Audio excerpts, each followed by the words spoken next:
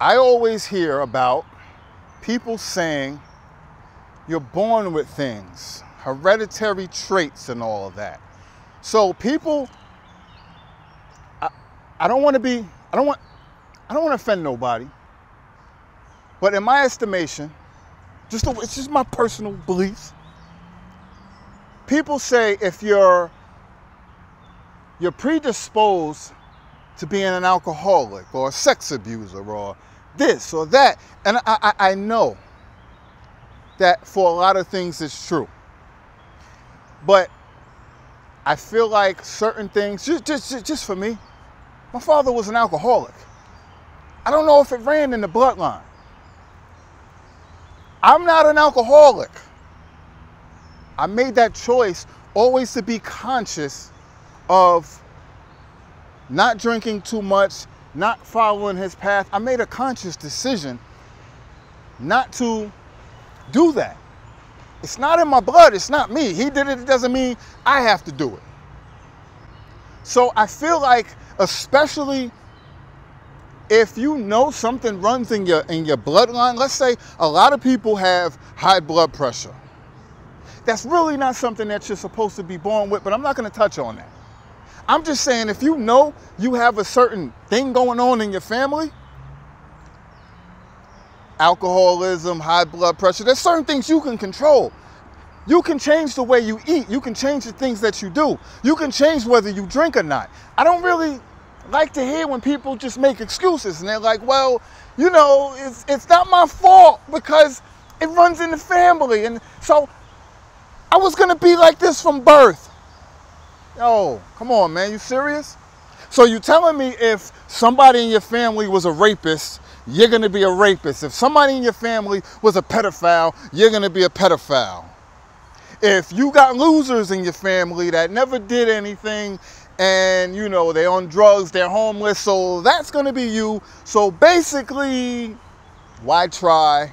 Why make an effort? And whatever I do, it's like, yo, stop.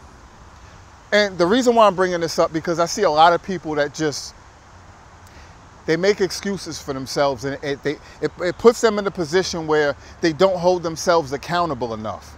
They don't try enough. They don't, if something is, if you are predisposed to something, then you should be that much more focused. You should be trying that much harder to go the opposite direction, because if you have seen someone around you, somebody in your family, somebody, whoever, go downhill or go through a rough road or whatever it is, there's no way you can want that for yourself.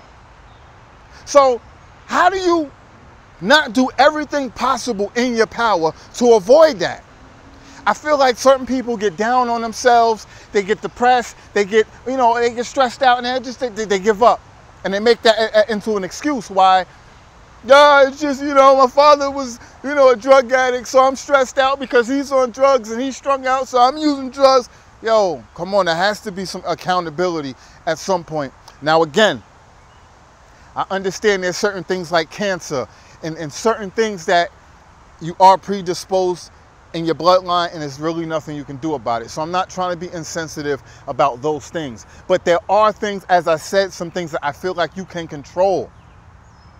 So if we're not taking enough accountability for ourselves, our well-being, our direction in life, it's insane. So you're gonna pass that on to your kids. So if you really have no control over these things, why are you even bothering to have kids? Why are you bothering to get into a relationship and spend the rest of your life with somebody when you already pretty much gave up? You said, I'm just gonna be, you know, whatever, because it's in my bloodline. So you're doing your kids a disservice. You're doing your loved ones, or somebody, whoever you choose to be in a relationship with, you're doing them an automatic disservice because you are not trying hard enough to stay out of a bad situation. And you're electing to just straight up bring them into it with you and say, yo, you're just gonna ride out with me and this is just what it's gonna be. That is incredibly selfish. If you find yourself on that road, on that path, if this applies to you, my suggestion is to really sit back and think about some things, analyze yourself, do some self-analysis, and really think about it. Really put in the time and effort to try to figure out where your life is headed. Try to figure out what happened in the past and work on avoiding these issues. Or if you're in these situations, really start doing the work to get yourself out of it, because you don't have to just accept it. There was a certain point where I was drinking a lot, and in the back of my mind, I always said to myself, I don't want to be like him. I know I did and said certain things subconsciously to the people around me to let them know that I was aware and that I wasn't going to go down that path, and I was in control.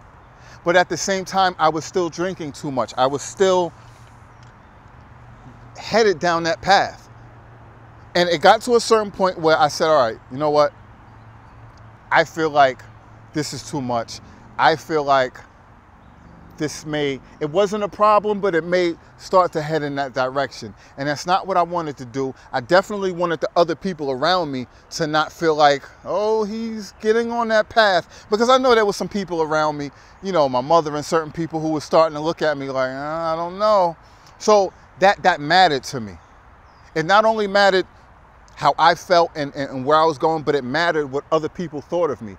And because I definitely did not want them to see me like that. So I started to slowly make those changes within myself. I started to be more conscious. I started to say, wait, I kept using him as an example and saying, I don't want to be like that. I don't need to drink so much. Just start making those slow steps. And after a while, you know, I started pulling more and more away from drinking. And then once I got into fitness, that really changed a lot, and I barely drink at all. And so what I'm saying is, you have to take control of yourself, your life, and your direction. A lot of us, we get caught up in what's going on around us, whether it's life, stress, bills, and feeling down about ourselves. We don't realize, or we forget that we are in control no matter what. And if you feel like you're not in control, you feel like you're losing control, you can stop, you can focus, and you can regain control of yourself. After all, at the end of the day, this is your life. Nobody can jump into your head. Nobody can jump into your body. We look for encouragement. We look for people to say, oh, I need help. I need somebody to do something for me. But at the end of the day, nobody can help you unless you're helping yourself. So you have to start with yourself and say, all right, I'm not looking for somebody else to help me. I got to help me, so I got to do this. And it's always going to take time. It's not going to happen overnight. It's not going to be easy. But you have to do it, and you have to start.